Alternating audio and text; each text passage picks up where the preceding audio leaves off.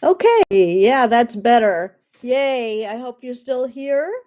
Everybody who was here for Writing Wednesday, they were unable to hear me, so I've started again, and I hope you can find me, and I hope it's working.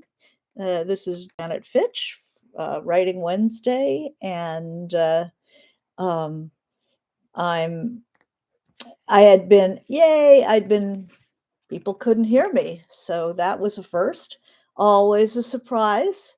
There's always a surprise with tech. And so the surprise today was that I couldn't be heard. So thank you very much for returning for Writing Wednesday. And I do have a question today from Christina Nicole, who is here today, CC Sullivan. Um, and she asks, what are my thoughts about Substack? I write a weekly story, All the King's Men, by CC Sullivan, but can't decide if it's worth it. How did you carve a space out for yourself to be so well received when you started publishing without giving yourself away for free on a platform? And how did you juggle novel writing with other writing, if you ever did? Also, I'm in the midst of my first novel and I'm unsure what to focus on. Okay, so what I wanted to do was talk about these platforms, Substack, Medium, all the different outside writing that people are encouraged to do, invited to do, tempted to do, um, freelance work when you're writing fiction. Um, it's an interesting thing to both um, try to write nonfiction, and usually Substacks are essays, to write essays and write your fiction. Um, People are encouraged to Substack. Substack is very user friendly, and they encourage you um, to have paid subscriptions. And writers think, oh, if I get paid subscriptions, then I have an income stream, and that'll um, help fund my fiction. And there are fewer and fewer places to place your um, freelance work. Freelance articles used to be a mainstay, and there's still some places that you can get published freelance and get paid for it. I know that in Southern California we have our Auto Club, and I'm sure there's Auto Club all over the country. Those magazines still pay. One of the best paying markets for freelance work is AARP. It has like the largest subscription of anything in the country. Um, Newspapers, there are sources. Substack is tricky because probably more so than, say, HuffPo or something like that, which generally I don't think HuffPo pays. Um, the thing about having a weekly Substack, if you are CC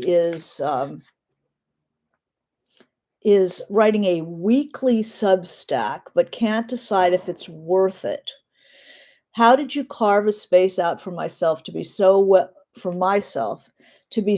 received when you started publishing without giving yourself away for free on a platform? Well, when I started, the world was very different. Um, you didn't give your work away for free ever, ever, you know, ever. Um, Now there's this thing about um, platform and exposure. You're doing it for exposure. Um, if you're a fiction writer, first of all, doing a nonfiction Substack, writing essays, Hi, it's Sparkly. Sparkly. I don't know who that is, but hi. I'm glad you found me, and hi, Amy. I'm glad you came back. Um, the getting a following for essays does not necessarily result in more exposure for yourself as a fiction writer. If you want exposure for yourself as a fiction writer, you're better off in the journals, writing fiction. So, keeping a Substack, I think of the people whose Substack I actually read. I have people who, like 3 that I actually pay for, and then a couple of friends because I can keep up with them because they're writing about their lives and what they're doing. Very interesting to me because I know them. And maybe if I didn't know them and was interested in their topic, there's one couple who are living in France and are writing irregularly. They each contribute to their Substack. There's a writer who's living in France who writes about her experience. Um, but she's a nonfiction writer. So, in writing these essays about her life it's Karen Carbo, writing her essays about her life in a town called Collioure, which is on the Mediterranean, close to the Spanish border. Um, that's going to feed her work because she's a nonfiction writer. As far as a fiction writers, I follow Garth Greenwell, whose book Cleanness is out. And he is a teacher and he's a master teacher. And he's just an absolutely brilliant guy. And his Substack is about literary things and he writes essays. I mean, they're polished, long, beautiful, polished essays that could easily be in the, New York Review of Books, but instead that's his Substack and it's a paid thing. And he just has a lot of excess computational power. He has a lot of things he wants to say and deal with that are well worth the money. And so I actually pay this, but he doesn't do a weekly. He teaches as well, but he doesn't do a weekly Substack. He does a month, maybe monthly Substack. He gets like one essay a month, and that's what you get. So what we're always talking with about fiction is uh, with is like how much time and attention do you have? Laura follows George Saunders, who has great writing advice.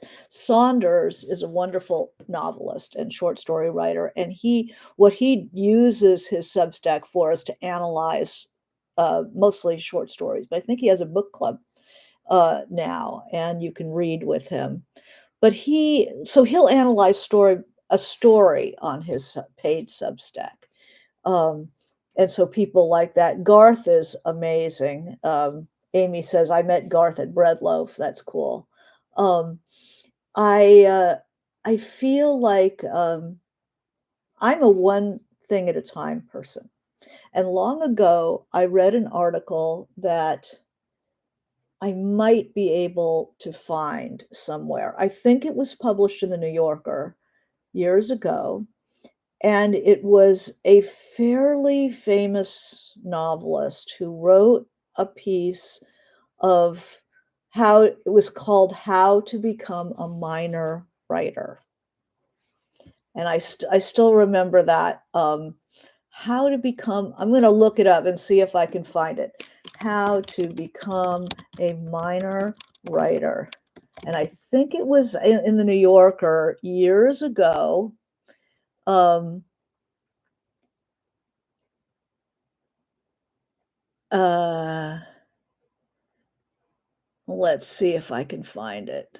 Um, no, I can't find it offhand. I think it was in the New Yorker. Um, and they said how to become a minor writer is write book reviews, write little short essays, write all this little stuff in because we're so tempted to get our names in print. It is it's such a yearning, especially if you're a novelist, and it might be 3, 4, 5 years between books, even if once you're going, it might be 10 or 15 before you get your first publication, and you just yearn to see your name in print. You get so tired of year after year in obscurity, turning out your work, and so I get it, I get it. There's a yearning for publication, um, but for me, I am a one thing at a time person. Brenda says, "Oh, she loves George Saunders' Substack and Rebecca Mackay's, Submac with 2 Ks for Mackay." Um, the thing about writing a Substack, it's like, when you read everybody's Substacks and then you don't have time to read a novel, you don't have time to read books, better to read books. Longer is better. Um, is that it takes away from not only time away from your central project, but it takes the juice away. It takes some of the cream, off off the top of the bottle, for those who remember unpasteurized or unhomogenized milk. Um, Mine comes that way, it gets big lumps at the top. Um, but I have to be careful because I'm not a really high energy person.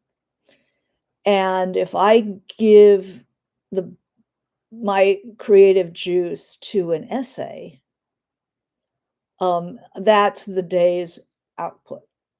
And if it takes 3 days to craft a beautiful essay, like what Garth Greenwell would put in his Substack, um, that's days that I'm not writing my fiction. I have a very hard time switching gears. I'm the most one single track mind person you can possibly imagine.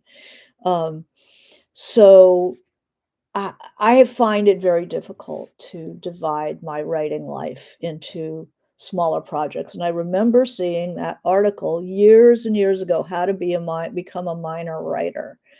Um, and it's basically saying if you want to not create the important work that you have in mind, and I was very ambitious of where I wanted to be in the literary world.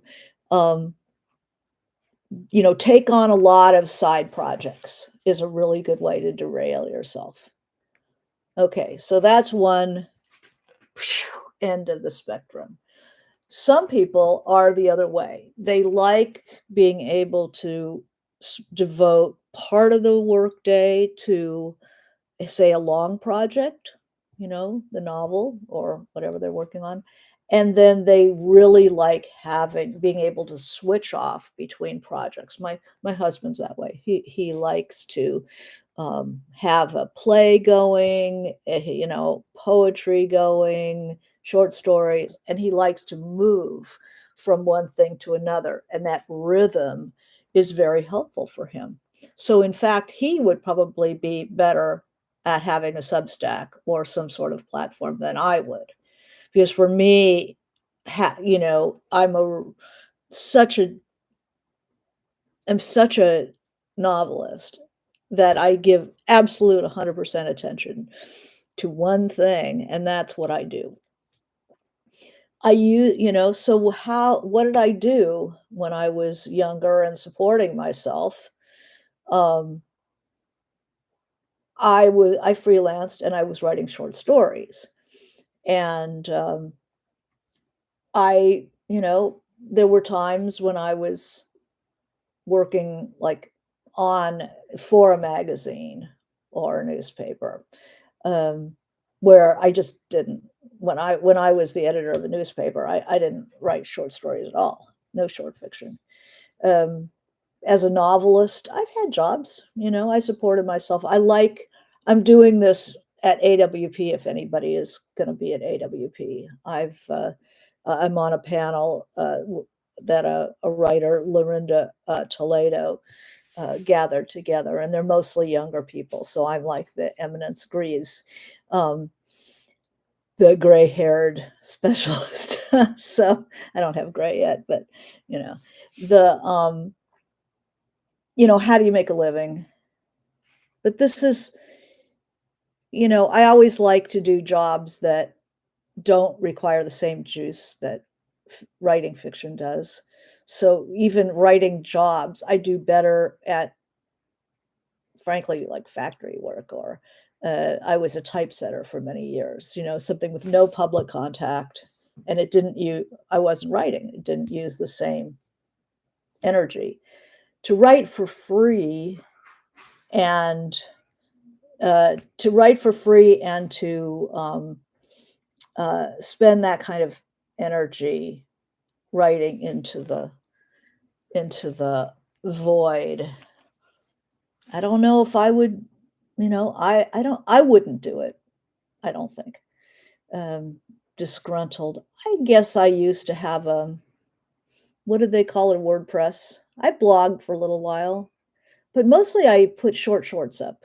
I used my fiction, and I wrote shorts to a prompt. You guys know that exercise I'm very fond of, called the word, picking a word and writing 2 pages, 2 pages, double spaced, using the word somewhere in there. And I would post those. So it fed my writing to have that WordPress. I guess if I sat and just ranted or something, I could do a Substack. But would it wouldn't be like a polished, beautiful essay like Garth Greenwell puts out, or some of these others.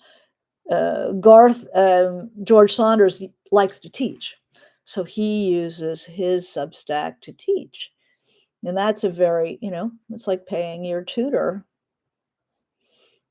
That's an educational expense, if you ask me, to subscribe to that Substack. Um, I But for somebody who's writing their first novel, you think you have to have a platform to, I guess, show an agent. Is that what, to show an agent, that you exist in the interwebs? Unless it's something that is what you're selling, what difference would it make? If people know you for writing about crocheting, and then you have a novel, those people are not necessarily going to come across to buy your novel, unless it's about crocheting. um, I saw an article on the interweb, somebody's website, which I thought was interesting, and I looked at it. It's somebody named Jane Friedman, who does publicity and marketing kind of thing for publishing, and asks about a paid Substack versus a free Substack, which I didn't even realize was a whole level of inquiry that I hadn't even begun to think about. And she is she's talking more about how Substack pushes you to do a um, sub, paid subscriptions, holding out that it can be this alternative, you know, income stream. But she's actually more pro the free one, because you're going to cut your audience so far down once, everybody will read something for free, and you can get the word out on your work. Whereas unless you're George Saunders or Garth Greenwell, once you paywall it, then you're going to lose a lot of your followers, a lot of your readers. And really, if the point is exposure, then you've just ruined your exposure by cutting your work, um, the people who are going to follow it down.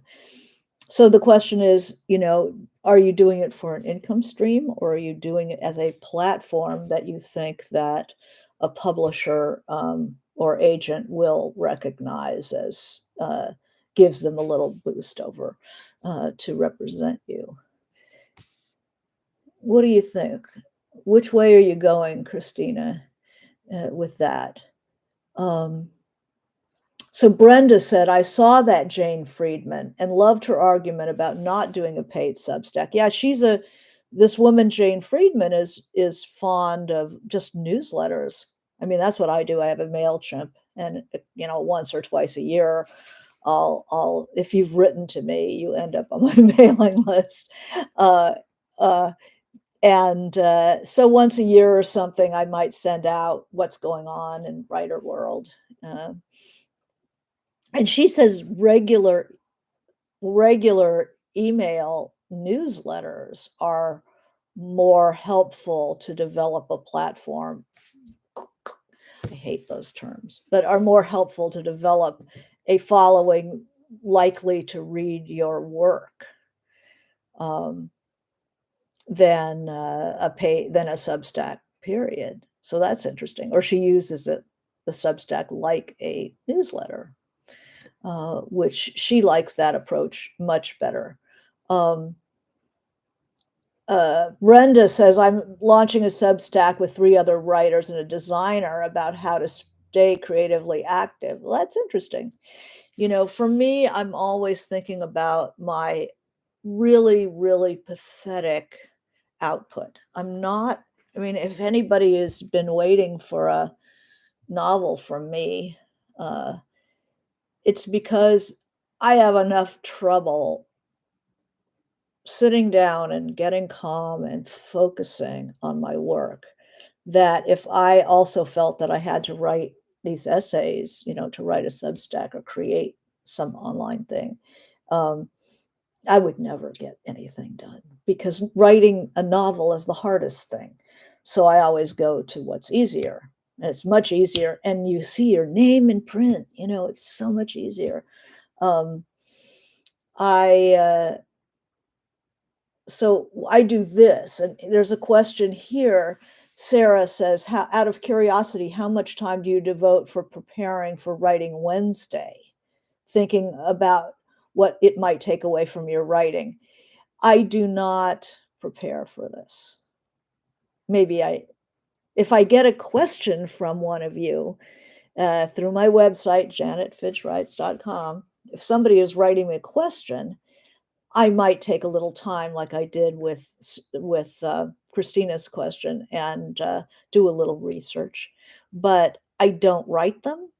I don't prepare for them. I don't edit them once they're done, um, because I do it because I like it. It's fun. I love seeing your names. I love interacting with you. I'm a stay-at-home writer, and I enjoy the interaction. So for me, it's developing something that I enjoy doing and do it um, as a pretty discrete, contained activity that doesn't require outside prep or anything like that. Um, just like Saunders, he likes to analyze short stories. So for him to do it on a Substack is a bit of it's like performance art. Um, it's fun for him. I don't think he prepares, hugely for it. I think it's already what he's doing. So it's just allowing people to see what he does and how he thinks about stuff, and it enables him to think more deeply about things that he wants to think more deeply about anyway. So so that works for him. I Christina says, I write short stories about love that are true for me, polished and beautiful, and a lot of effort. My novel will be a fictionalized account of a love story, so it will translate. I don't paywall my work, but I have a paid option if they want to support. This is her Substack. Um, but a weekly Substack is a lot of work, I would imagine. Maybe it's not. but I imagine that for me, it would be a lot of work because I would be thinking more of like what Garth is doing, or for me, doing what George Saunders is doing would take a lot of time and focus that I would rather put into my novel. Um, um, so Christina says, yeah, the output is killing her doing a weekly. I would think doing a monthly might be enough. Um, yeah, Sarah says, glad you found a format that feeds your interest and gives us so much. I like long ago, I had a wonderful shrink who, when I was talking about doing this, or having to do something on the interwebs, it's that whole platform question. Once a book was coming out, they did want me to do more. It's like you've seen these writers on the Facebook who you never see them until they have a book out. And I find that incredibly annoying. You don't see from her, for years. And then suddenly, hi, everybody, I'm here. It's like you're not really here. You're not participating in the culture. You're just using it. It's like somebody who you haven't talked to for years, and then they call you out of the blue. Hey, it's like, what do you want? Um, the agenda is writ so large, it's really annoying. Um, uh, Brenda says, I'm doing a collective Substack with the four other people. So we're taking turns. I only have to write an essay every 5 weeks. That's very interesting. That's like a magazine. You're creating a magazine that people can go to when they're interested in your topic. That's very interesting.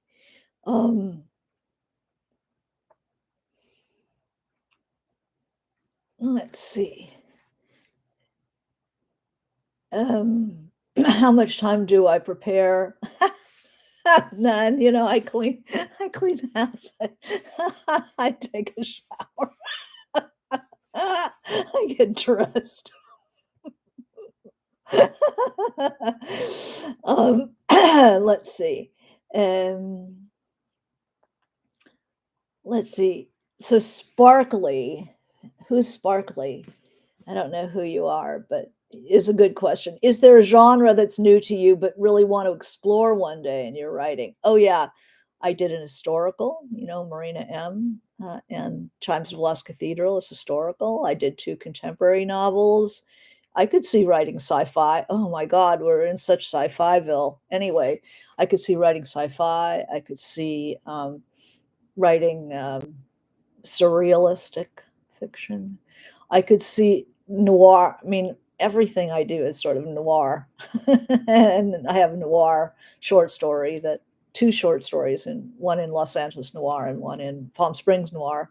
And actually, the noir film is coming out.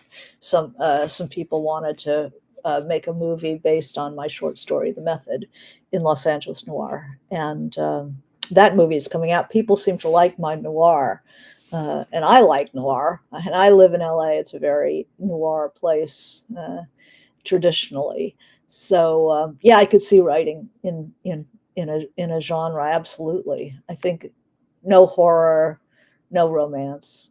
Well, there's always romance, but no romance. Genre doesn't attract me. Horror doesn't attract me. But I could see sci-fi or alt future stuff. We're in the future. Future is now, so it makes a lot of sense that everybody's writing sci-fi. Would I write more noir stories? Yeah, I sure would. It's a noir world, absolutely. Um, Brenda says, I'd like to take a workshop to work on noir stories. Well, that's an idea. That's a learn by doing kind of thing, because I've never taught noir, but it would be very interesting to work on it and to figure it out. So Sparkly You got to tell me what your name is, so I don't keep calling you Sparkly. Um, Says, I'd like to know about thoughts on self-publishing. Okay, so that kind of melds in with Substack and some of these other platforms. Um, Self-publishing. My husband has self-published, um, two books, one on comedy writing, and one was a very complex little novel that's out there.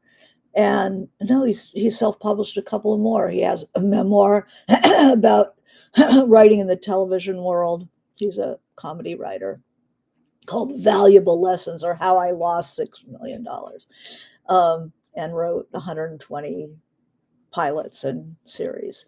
Um, he is impatient. He does not want to wait around and do the agent thing and do the hunt for the publisher and all this. He's just impatient, and he just wants to get it out there and move on. So he self-publishes. And my thoughts on self-publishing is, if you are an impatient person and just want to get it out there, you're likely to be a self-publisher. Um, the difficulty with self-publishing, of course, is always distribution. How do you get it out there, especially because bookstores don't take it? If you have people who can find out about you somehow, or if you have, usually nonfiction, you have uh, other bases of people finding out about you. You're a speaker, you do other things. Fiction is different. Self-published fiction, it's mostly people who are impatient. They're too impatient to go through that editing, the agent process, and do the gatekeeper dance. Um, and they don't want to work on it anymore. Whereas, if you're starting to go through the agent process and people are interested, they want to see it, they see 50 pages, they say, I want to see the whole thing. You send the whole thing, and then they reject you. And this seems to be a pattern. The self-publisher is like, I've had enough of this, I just want it in print. Whereas somebody who is determined to do the conventionally published thing goes, there's something wrong with this book. There's some reason they're attracted to the first 50 and they want to see the rest, and there's something in the rest that is hanging me up. What is it? And they will just move heaven and earth to find out what that thing is and cure it and fix it.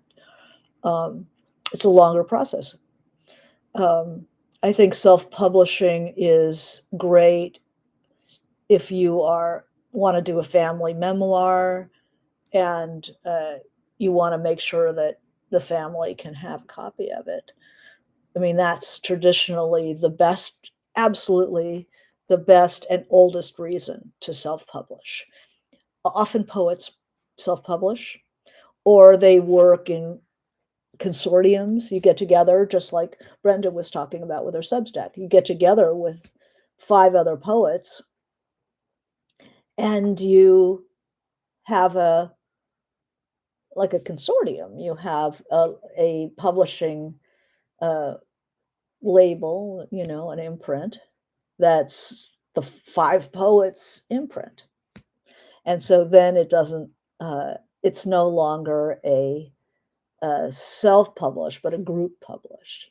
And I think that's a more interesting model, cooperative model.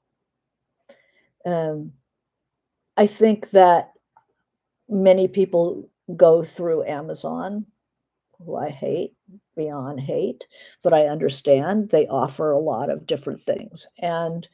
But they're difficult to work with. That's the new world. That's where there's nobody on the phone when you have a problem. They're sending your stuff to Florida, and you're calling and saying, hey, what the hell's going on? And there's no one there, so, caveat emptor. I mean, they a lot of people publish through them, but, you're dealing with a faceless entity that doesn't give a damn, basically. Um, so let's talk about these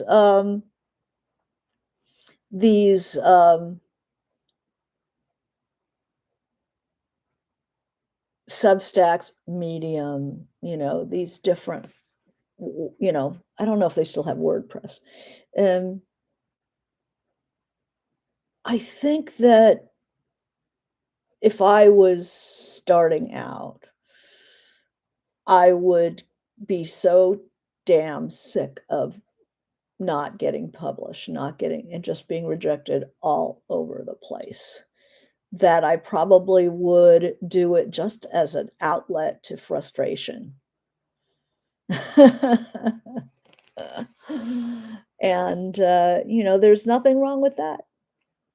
Just always watch whether things are using the same juice um, as your fiction, and that the publishers are not gonna be impressed unless you're writing about cooking and your book is a cooking book.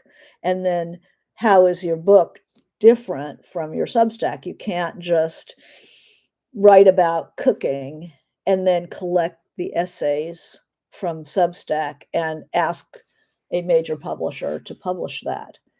Um, I watched a video of somebody has a Substack that I'm actually paying for. It's a publisher insider named Lee, I think it's Lee Stein. Um, and she has industry professionals come and do live chats. And I signed up for it because an editor that a friend had a manuscript at was speaking. And I just thought, oh, I'd go spy on him for my friend and report back. And I've seen a couple things now that were pretty interesting, about the publishing world. This one was an agent, and somebody was addressing this question about Substack, and she was saying that it's you can't just gather your output on Substack and go to a publisher and say, "Oh, see, I have this great Substack, and we'll take these and compress them and make a book." It's the writer has to think about what does the limitation of Substack, which are, they're essay length pieces, what can't you do on Substack that is related to your chosen field, but you never had really elbow room to do what you really wanted to do? How are you going to move forward? Uh, so I thought that was very interesting. But for fiction, even teaching fiction doesn't have much carryover into selling books unless you've already been reading that person. I mean, we follow Garth Greenwell or we follow George Sanders because of what they've written. And then we're very interested in their Substack because we know this is a very knowledgeable person and we can learn a lot about writing from their work. But does it reinforce them as a writer, as a fiction writer? Um, Maybe it helps them explore their art, but art is, you know, I don't know. See, I kind of differentiate between being intellectual and being an artist. I mean, I come out of, like many of you, we went to college. I had ideas that I was going to become a historian, an academic. And I do have a side of myself that really enjoys analysis. And that's the side I use in teaching, is the ability to analyze something. Um, but it's a different head than art. the art head is, it's allowing a certain randomness. It's going for I it's not so much about ideas as it is about, um, kind of this really interesting brew or conversation between, content and content and form. Art is it's it's this kind of messy sub rosa weird alchemy between the form and content, bruise. And then if I was going to do a Substack that somehow, or other platform that somehow spoke to or allowed me an outlet to explore that kind of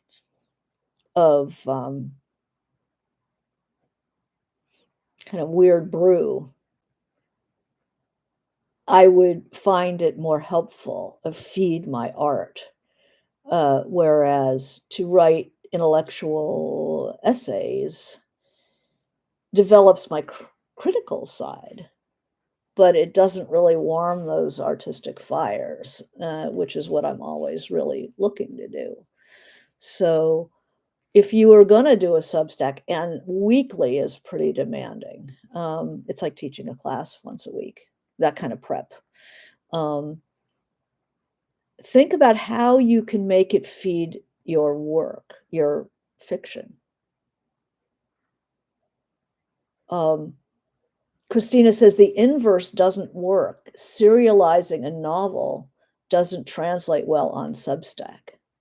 Yeah, but it might be a place where you can play with form in a way that you don't necessarily want to commit. It's more like short stories.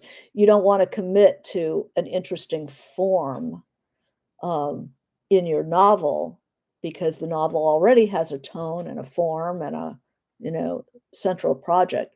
But maybe I'd want to try a form like, I'm going to just get up a second. There's a book I want to grab off the shelf here, and you'll see why.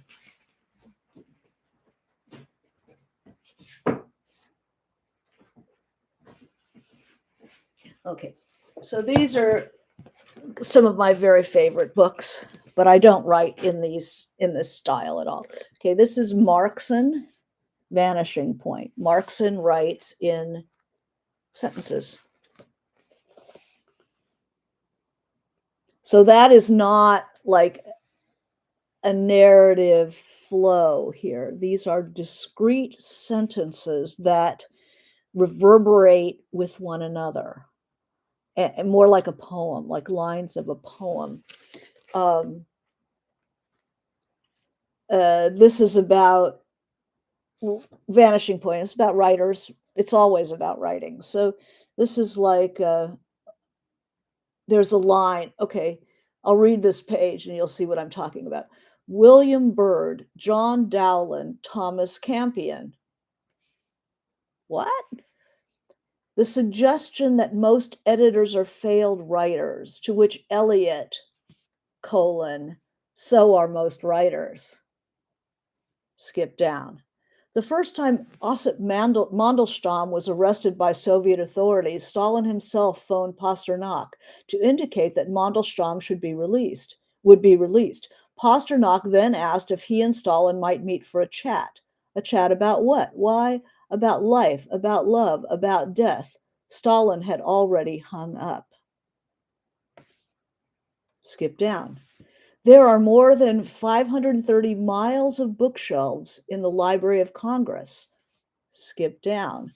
Most of Homer is trash, determined Walter Savage Landor, who felt the same way about Dante. Skip down. 2,000 years before Shakespeare, Aeschylus apparently acted in his own plays also, and may have directed them as well. I mean, that's a novel. These are the way each line or couple of lines, the way they set up a conversation in your mind, is the form of the novel. So it's like novel as a salad almost. And Markson, almost, most writers will tell you about Markson. He's like a he's like a centerpiece in literature of our times. So if you ever get a chance to pull him off. And then there's Ava by Carol Mazo. And Ava does the similar thing where there's individual sentences like this that reverb off of each other. And it's a little bit more humanistic, a little bit more narrative, rather than fact, fact, fact, fact. And then it's like, oh my God, look how they shimmer together. This is a story told that way. Um, and it's very, very beautiful. I can't recommend Carol Mazo or Ava enough. It is so beautiful. Um, so if I was to write a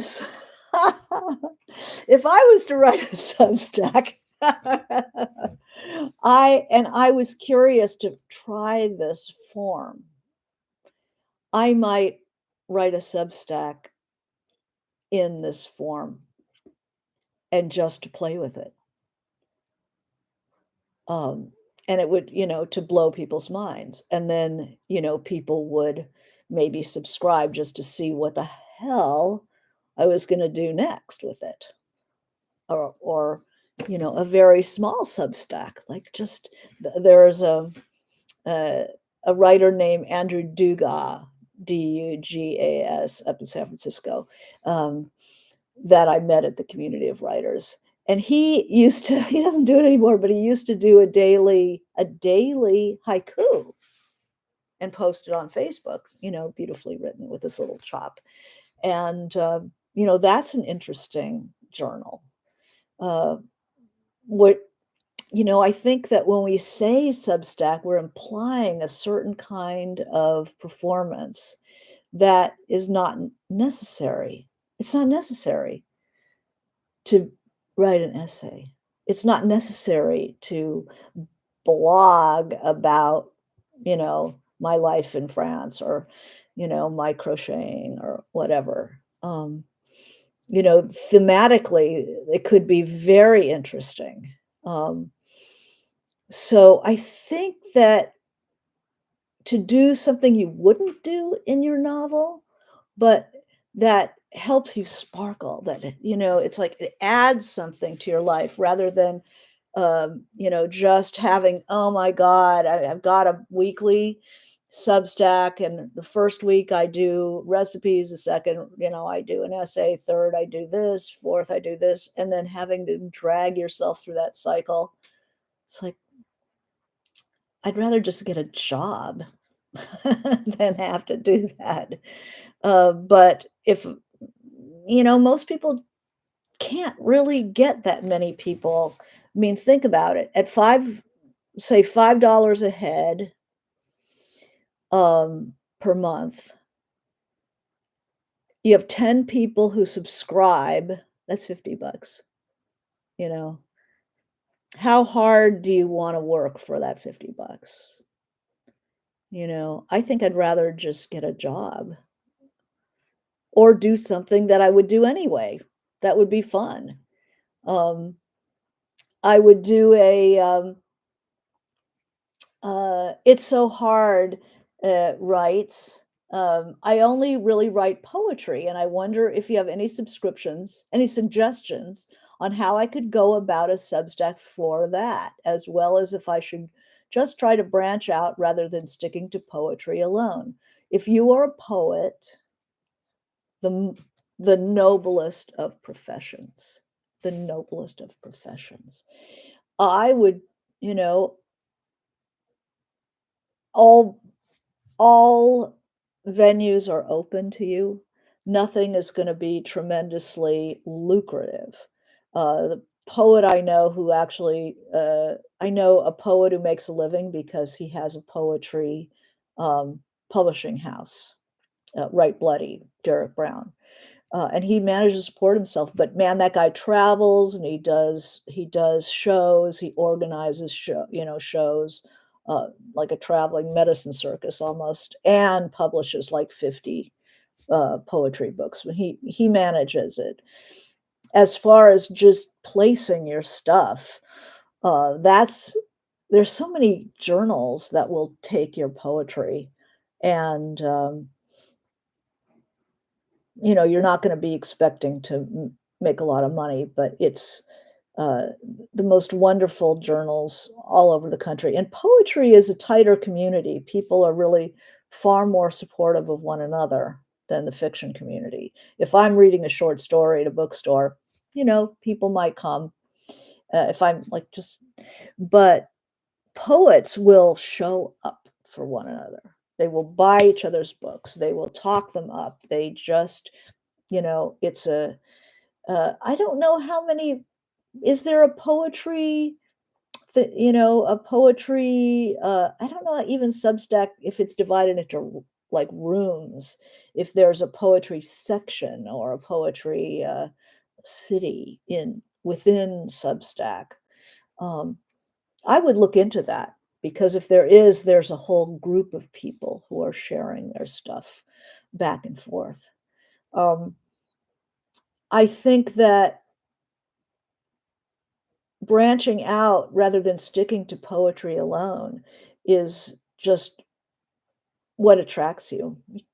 If you're attracted to trying out fiction, definitely try it out.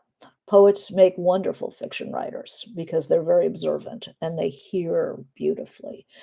This agent that I was sneaking a peek at online um, was asked about poets. Does she represent poets? And she says, yeah, she does.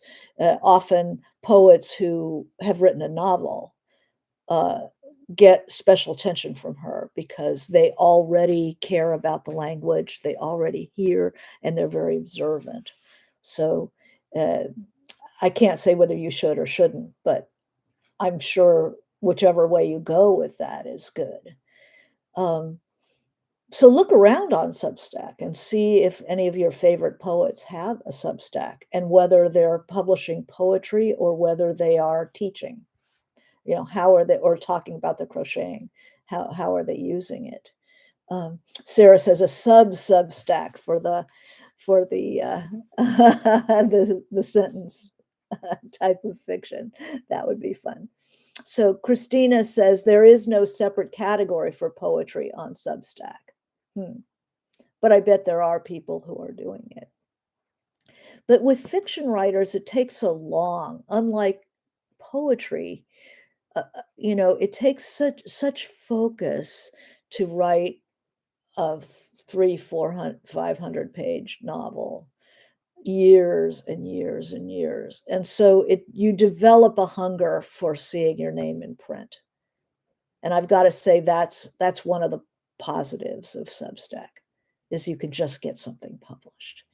Um, I do a lot of reviews on Goodreads, even though that too is Amazon. They just buy everything in sight. But I like to go over what I've read in my mind and describe it, and gives me a chance to think again about it. And I think to use a Substack for memoir, that's where people seem to be the strongest, is talking about themselves and their experience, our year in Provence or whatever. And it gives them a chance to think more deeply about their experience if they are using it in a way that I find interesting. It's like, what about it? What about your clams? Or it's like I don't care what you ate. I care what things made you think of. And that Karen Carbo Substack is really good for that. I like that. Um, but I'd be careful about putting a lot of weight on uh, visibility, like becoming visible through Substack. Um, I don't know that people really use each other's Substack. Um, I think that like it's trying to be another social media thing rather than a blog, but it really is a blog. So, how tight that community might be, how supportive of each other are they? Does Rebecca Mackay read everybody else's Substack, or does she just put hers on there? I wonder. Uh, do you read everybody's stuff, or do you tend to stick to George Saunders and Garth Greenwell, and Rebecca Mackay and whoever else is on there? Mm, just make sure you're putting the bulk of your energy into whatever it is your main goal is, and judge your own distractibility, your own um, ability to focus and your own energy level, and if you're kind of low energy like me and a super focuser, um, it's it's dangerous for me to do that kind of outside work because the novel stops if I'm writing an essay, even if I'm writing a book, like a long book review for the LA Review of Books, something like that. If it takes me 2 weeks to write it, those are 2 weeks I am not working on my book. Um, and, you know, it's a long way to the top if you wanna rock and roll. Isn't that what they say? All right. Well, thank you for coming for Writing Wednesday. I appreciate it. Definitely subscribe if you enjoyed this kind of thing, and take a look around at the archive. I've got 175 little talks like this on YouTube. And hope to see you next week. And please write to me if you have questions. I love to have. Thank you so much, Cece, for sending me a question that I could sink my teeth into. So thank you, and I hope this was useful. And wish you good writing. Thank you. Bye.